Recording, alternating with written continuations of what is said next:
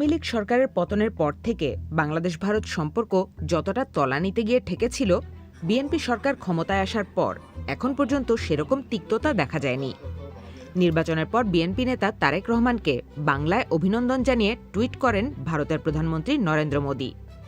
কিন্তু ভারত প্রসঙ্গে বাংলাদেশের মানুষের মধ্যে যত সন্দেহ এবং ক্ষোভ রয়েছে, সেসব বিবেচনায় সম্পর্ক স্বাভাবিক করাটাও হবে চ্যালেঞ্জিং। ভারতের সঙ্গে আমাদের সম্পর্ক একটা মাত্র জায়গা হতে পারে, জনগণের সঙ্গে জনগণের। সে সম্পর্ক আমি নষ্ট করতে দিতে পারে না, কিন্তু অবশ্যই দিল্লির বিরুদ্ধে লড়াই করতে হবে, এটা চালিয়ে যেতে হবে। দিল্লি মাত্রই হিন্দুত্ববাদ, তার সঙ্গে কোনো সম্পর্ক চলে না। ভারতের সঙ্গে সম্পর্ক উন্নয়ন কিছুতেই বিএনপি দ্বারা সম্ভব না। আপনি যদি এই সরকারের অধীনে ইভেন নেগোসিয়েটও করেন, এটা বিপজ্জনক বাংলাদেশের জন্য। কারণ নেগোসিয়েশন মানে হবে যে অবশ্যই দিল্লি চাইবে যে যেসব মামলা হয়েছে আওয়ামী লীগের যেসব নেতাদের বিরুদ্ধে, এই মামলা তুলে নিন। আমি যেসব খনিরা ভারতে পালিয়ে আছে তারা ফিরে আসবে। ভারত যদি সত্যিকার অর্থে ভালো সম্পর্ক করতে চায়, ইতিমধ্যে তো ভিসা পেতেন আপনি। স্টেট টু স্টেট কিচ্ছু করা সম্ভব না, অ্যাবসার্ড। ভারতের সাথে চোখে চোখ রেখে আমাদের কথা হবে, সম্পর্ক হবে ন্যায্যতার ভিত্তিতে। অনেকের মধ্যে এমন ধারণাও রয়েছে যে অন্তর্বর্তী সরকারের পর বিএনপির বিষয়ে ভারত আগেকার তুলনায় ইতিবাচক। আবার ভারতের কঠোর সমালোচকেরাও অন্তত একটা ভারসাম্যমূলক সম্পর্কের বিষয়ে বলেন। এখন সেই ভারসাম্য নিশ্চিত করার দায়িত্ব বিএনপি সরকারের ওপর। বিএনপি এখন গভর্নমেন্ট চালাচ্ছে, তো সেই জায়গা থেকে গভর্নমেন্ট অপারেট করার জন্য তাকে বিভিন্ন দেশের সাথে তাকে এনগেজ হইতে হবে। তবে যাই করুক না কেন সরকার, সবকিছু তো স্ক্রুটিনির মধ্যেই থাকবে। কোনো কিছু যদি দেশের ইন্টারেস্টের এগেনস্টে যায়, সবকিছুই হচ্ছে অফকোর্স অ্যাকাউন্টেবিলিটি তো আনা হবেই। বিএনপি ইন্ডিয়ার সাথে বসুক, চীনের সাথে বসুক, ইউএস এর সাথে বসুক, যদি কোনো কিছুই হচ্ছে দেশের হচ্ছে ইন্টারেস্ট এগেনস্টে যায়, অফকোর্স সেটা নিয়ে তো আমাদের স্ক্রুটিনি এবং সার্ভিলিয়েন্স অব্যাহত থাকবে। ভারতের বিষয়ে নেতিবাচক মনোভাবের পেছনে অনেক ধরনের বাস্তব সংকট বা যুক্তি তুলে ধরা হয়, যেমন সীমান্তে হত্যা, পুশ ইন, পানির ন্যায্য হিস্সা, বাণিজ্য ঘাটতি, ভারতের রাজনীতিতে বাংলাদেশিদের নিয়ে কটূক্তি। এমন অনেক বিষয়ের পাশাপাশি রাজনৈতিক প্রভাব বিস্তার, বিশেষত আওয়ামী লীগ সরকারকে দীর্ঘদিন টিকিয়ে রাখতে ভারতের ভূমিকা ও জুলাই অভ্যুত্থানের পর শেখ হাসিনা সহ আওয়ামী লীগের নেতাদের আশ্রয়।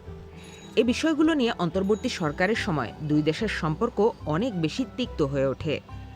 এখন সংকট সমাধানে বর্তমান সরকারকেও দক্ষতার সাথে এগোতে হবে বলে মনে করেন অনেক বিশ্লেষক। আমাদের সাথে ভারতের সম্পর্কের যে ধরনের ক্ষোভের যে জায়গা যেগুলো আছে, সেগুলো যদি আপনি অ্যাড্রেস করতে পারেন, তাহলে কিন্তু আমার মনে হয় যে এই সম্পর্কটাকে সহজ করার মতো অনেক ধরনের অ্যাভিনিউ আপনি দেখতে পাবেন। ধীরে ধীরে খুব সতর্ক উপায়ে এগোতে হবে এবং দেশের মানুষের সেন্টিমেন্টটা মাথায় রেখে তারপর প্র্যাগমেটিক ওয়েতে কীভাবে ধাপে ধাপে আসলে সম্পর্কটা উন্নয়ন করা যায়। আমাদের যে নতুন সরকার, তারা মাত্র সবাই সরকারে আসলো, তারা বিভিন্ন ধরনের এইসব মনোভাবগুলোর সাথে তারা পরিচিত, তার নির্বাচনী প্রচারণার সময় এগুলো অ্যাড্রেস করে এসছে। যদি এবং আমাদের জনগণও দেখে যে আসলে না, সমস্যা সমাধান হচ্ছে, ইন্ডিয়াও একই রকমভাবে আন্তরিক আমাদের সমস্যাগুলো সমাধানের ক্ষেত্রে, তাহলেও কিন্তু তাদের ক্ষোভটা অনেকটাই প্রশমিত হয়ে যাবে বলে আমি মনে করি। ভারতের সাথে সম্পর্কের ব্যাপারে বাংলাদেশের যে সন্দেহ ও আস্থার ঘাটতি রয়েছে, সে বিষয়গুলো বাংলাদেশের রাজনীতিতেও একটা গুরুত্বপূর্ণ বিষয়। নির্বাচনের আগে বর্তমান সরকার ও বিরোধী দল দুই দিকেই কম বেশি এ নিয়ে কথা বলতে দেখা গেছে। বিএনপির অবস্থানেও বাংলাদেশের অগ্রাধিকারের বিষয়টি প্রাধান্য পেয়ে আসছে। এখন ভারতের সাথে বাংলাদেশের সমস্যাগুলো মাথায় রেখেই দ্বিপাক্ষিক আলোচনা করা হবে বলেই উল্লেখ করা হচ্ছে। আমাদের নেইবারহুডে যে সকল দেশ আছে, ভারত সহ সকল দেশের সাথে আমাদের সুসম্পর্ক থাকবে। কে কোনটাতে নাখোশ হবে তার চেয়ে বেশি গুরুত্বপূর্ণ বাংলাদেশের মানুষ কোনটাতে ভালো থাকবে, সেটা আমাদেরকে আগে এনশিওর করতে হবে। ভারতও বাংলাদেশের নির্বাচিত সরকারের সাথে যোগাযোগের বিষয়ে বলে আসছে। এখন বিরোধী দল সহ মানুষেরও নজর থাকবে যে ভারতের সাথে কূটনৈতিক পর্যায়ে বিএনপি কিভাবে পদক্ষেপ নিচ্ছে বা কী বার্তা দিচ্ছে। আর বাংলাদেশ থেকে পররাষ্ট্রমন্ত্রীর প্রথম উচ্চ পর্যায়ের সফর থেকে ধারণা পাওয়া যাবে যে ভবিষ্যতের দুই দেশের সম্পর্ক কোন দিকে যেতে পারে। অর্চিয়তন্দ্রিলা, বিবিসি নিউজ বাংলা।